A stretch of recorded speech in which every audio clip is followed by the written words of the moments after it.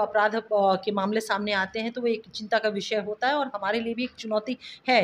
और जो नबीनगर की बात कर रहे हैं या जिन भी जो ऑफेंस कारित हुए उसकी बात कर रहे हैं, तो आप साथ में ये भी देखेंगे कि त्वरित कार्रवाई उस दिशा में, दोषियों की गिरफ्तारी और नेता प्रतिपक्ष का जो बड़बोलापन है ना, वो 2024 के लोकसभा के चुनाव में बिहार की जनता ने उनको 4 पे समटा करके रखा।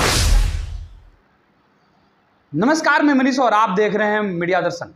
बिहार में एक बार फिर से अपराध का ग्राफ लगातार बढ़ रहा है, ऐसा तेजस्वी यादव लगातार बयानों में कह रहे हैं। मामला भी सामने आ रहा है, कभी मुजफ्फरपुर तो कभी छपरा तो कभी औरंगाबाद जिले के नबीनगर में इस तरीके का अपराध का घटनाएं जो है घट रही है। इसके बाद विपक्ष लगातार हमलावर है, जेडीयू भी कुछ कहने से बच रही है। इसी मुद्दे पे बात करेंगे। हमारे साथ मौजूद हैं जेडीयू के प्रदेश प्रवक्ता अंजुम आरा जी। अंजुम जी, लगातार अपराध का ग्राफ बढ़ रहा है। नबीनगर में भी एक मामला है जिसमें 16 साल की एक लड़की श्रेया सिंह की जो है इंद्रपुरी घाट के पास उसकी मृत हालत में बॉडी मिली। क्या कहेंगे इस पे? लगातार अपराध बढ़ रहा है। देखिए, निश्चित रूप से ये एक चिंता का विषय किसी भी स्टेट के लिए और किसी भी समाज के लिए, जब अपराध के मामले सामने आते हैं तो वो एक चिंता का विषय होता है और हमारे लिए भी एक चुनौती है। लेकिन एक चीज़ और जो फैक्ट है वो ये है कि आप अपराध शून्य समाज की कल्पना नहीं कर सकते। ना ये समाज हमारा कभी अपराध शून्य रहा है और ना कभी हो सकता है। हाँ, इसको जो सरकार का इकबाल होता है उसको मिनिमाइज़ ज़रूर करते हैं। और ये हम लोग देखते हैं कि बिहार जो है पूरे देश में, अगर एनसीआरबी का आप डाटा देखेंगे तो बिहार काफ़ी नीचे पायदान पे है। और जो नबीनगर की बात कर रहे हैं या जिन भी जो ऑफेंस कारित हुए उसकी बात कर रहे हैं, तो आप साथ में ये भी देखेंगे कि त्वरित कार्रवाई उस दिशा में, दोषियों की गिरफ्तारी और विधि जो कानून है वो फ्री होकर के वो अपना काम कर रहा है। कहीं से भी जो कानून है हमारा, इन्वेस्टिगेशन या इंक्वायरी करा, उसमें सत्ता का हस्तक्षेप नहीं है। तो कानून का राज जब हम लोग कहते हैं तो कानून का राज का मतलब ही यही है कि कानून फ्री होकर के अपनी कार्रवाई को करे, उसमें सत्ता का हस्तक्षेप नहीं हो।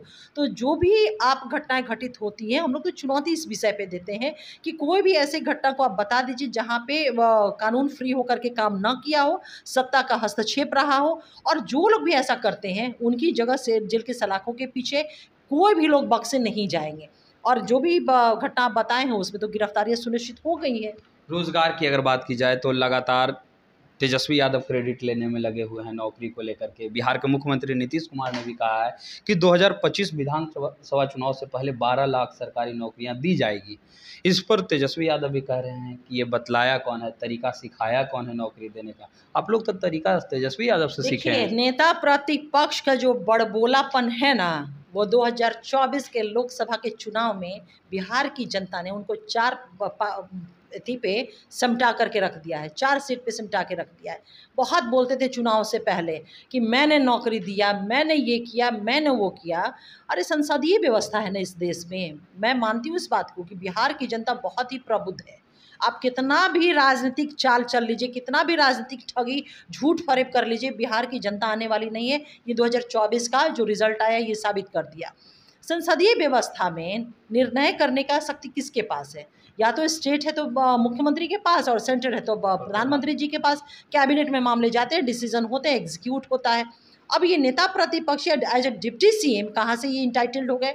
तो बिहार की जनता इन सारी चीज़ों को बहुत खामोशी से सुन रही थी और बिहार की जनता को पता है कि बिहार का विकास, उनके बच्चों का भविष्य, बिहार का भविष्य या नौकरी मतलब नीतीश सरकार, यही सरकार जो है उनके मुस्तकबिल को सेव कर सकती है, उनके मुस्तकबिल को बना सकती है। और ये जनादेश देकर के बिहार की जनता ने 2024 में ये साबित कर दिया कि बिहार की जनता नीतीश कुमार जी के लीडरशिप को ही वो रिकॉग्नाइज करती है और उसी में विश्वास और अपनी आस्था रखती है। इनको तो खारिज किया है। अभी भी तो इनको समझ में आना चाहिए कि जो राजनीतिक झूठ बोलते रहे जनता के बीच में, आवाम के बीच में, वो 4 सीट ला के एक्सपोज हो चुके हैं। अब कह रहे हैं कि मैंने ही रास्ता बताया। अरे 2020 में हमारी एनडीए की जो सरकार बनी वो किस आधार पे बनी थी? 7 निश्चय पार्ट 2। 7 निश्चय पार्ट 2 का पहला कमिटमेंट जो नीतीश कुमार जी का आवाम से है वो क्या है? युवा शक्ति, बिहार की प्रगति। इसमें युवा युवाओं की जो नौकरी और रोजगार करने की बात की गई थी वो सारी बातें उसमें है। तो अब एनडीए की जब ये महागठबंधन में आए तो चाहे हमारा तालमेल, हमारा रिश्ता सरकार में किसी से भी रहे, बीजेपी से रहे या फिर हमारा राष्ट्रीय जनता दल से रहे, आप इस चीज़ को 2015 से इस चीज़ को आप देखिएगा कि हमारा जो एजेंडा है, चाहे वो 7 निश्चय रहा हो या 7 निश्चय पार्ट 2 रहा हो, हमारे एजेंडे पर ही साथ उन लोग को देना पड़ा है।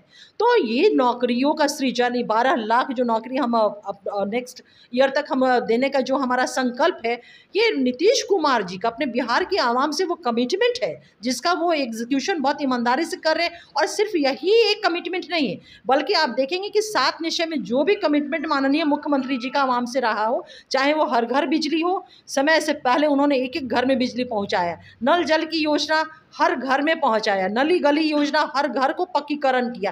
तो नीतीश कुमार जी का जो कमिटमेंट है, उनका ट्रैक रिकॉर्ड रहा है कि आवाम से जो उन्होंने वादे किए हैं उस वादों को उन्होंने पूरा किया है। चाहे हमारा साथ किसी के साथ रहा हो, उन्हें नीतीश कुमार जी के एजेंडे पर ही काम करना पड़ा है। तो तेजस्वी जी का ये बोलना सोचिए कितना अप्रासंगिक है, कितना इररिलेवेंट है। आप बोल रही हैं कि विफल हो गए तेजस्वी यादव, 4 सीट ही सिर्फ ले पाए। अगर वोट परसेंट की बात की जाए तो बिहार में सबसे ज़्यादा वोट परसेंट आरजेडी को मिली है, 22% वोट जो है आरजेडी प्राप्त की है।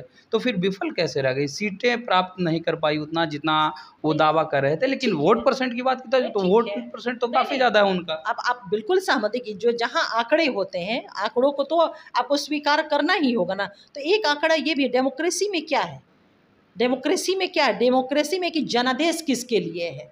तो जनादेश बिहार में नीतीश कुमार जी के पक्ष में है। जब मैं उस बात को स्वीकार करती हूँ तो इस बात को भी स्वीकार करना होगा, बिहार की जनता ने नीतीश कुमार जी के लीडरशिप को जनादेश दिया है। ये थे हमारे साथ जेडीयू के प्रदेश प्रवक्ता अंजुम आरा जी, जिन्होंने सीधे तौर पे कहा कि अगर जनादेश मिला है तो वो नीतीश कुमार को मिला है। वोट परसेंट की बात है तो वो अलग बात है, लेकिन जनादेश नीतीश कुमार के चेहरे पे मिला है। फिलहाल इस खबर में इतना ही। देखते रहें मीडिया दर्शन। धन्यवाद।